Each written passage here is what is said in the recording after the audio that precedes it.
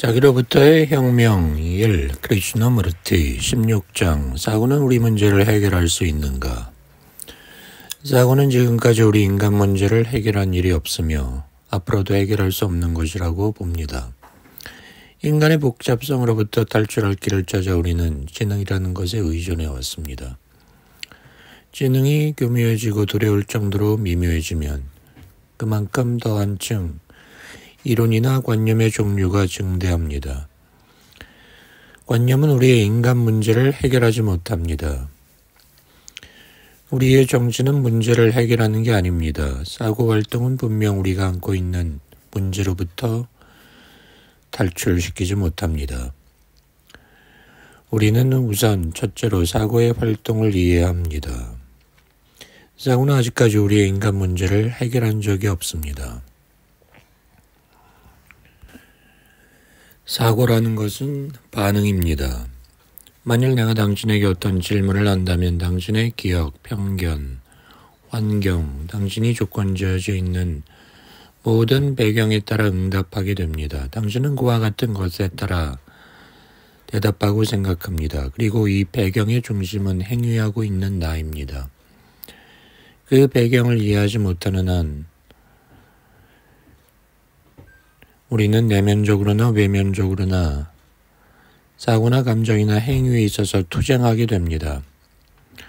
아무리 현명하게 생각해낸 해답일지라도 인간과 인간 사이의 투쟁을 해결하지 못합니다. 이런 것을 인식하는 동시에 사고라는 것이 어떻게 또한 어디에서 생겨나는가를 관찰할 때 우리는 이렇게 질문할 수 있습니다. 즉, 사고가 존재한다는 것이 과연 가능할까라고. 그런데 사고는 과연 우리의 문제를 해결합니까? 문제는 사고가 종결될 때 해결이 가능합니다. 그러면 우리는 이 자아를 분석하지 않고 있는 그대로를 관찰하며 사실로서 관찰함에 의해서 그것을 이해할 수 있을까요? 또한 어떤 하나의 결과를 얻기 위하여 자아를 해소하려는 것이 아니고 움직이고 있는 이 자아와 나의 활동을 지켜봄으로써 자아를 이해할 수 있을까요? 자아는 사고에 의해서 해결될 수 없습니다. 그것에는 사고에 의하지 않는 깊은 관찰이 필요합니다. 자아를 비난한다거나 정당화하지 않고 그저 자아의 움직임을 지켜보는 게 충분합니다. 그러나 당신이 문제 해결의 방법을 발견하려 한다든가 어떤 결과를 유도할 목적으로 자아를 관찰한다면 그것은 여전히 자아와 나의 경계 안에 있는 것입니다. 정신의 활동이 존속하는 한 사랑은 없습니다. 사랑이 있을 때 우리의 사회적 문제는 없어져 버립니다. 그러나 사랑은 노력으로 얻어지는 게 아닙니다.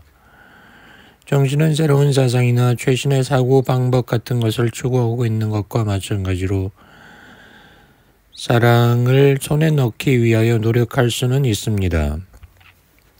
그러나 사고가 사랑을 얻으려고 하는 한 정신은 사랑 속으로 들어가지 못합니다. 우리의 복잡한 생활 문제를 관찰하고 또 우리의 사고 과정도 관찰하면서 실제로 사고라는 것은 아무런 결론에 도달할 수 없음을 인식했을 때 개인의 것도 아니고 집단의 것도 아닌 이해력이 생겨납니다.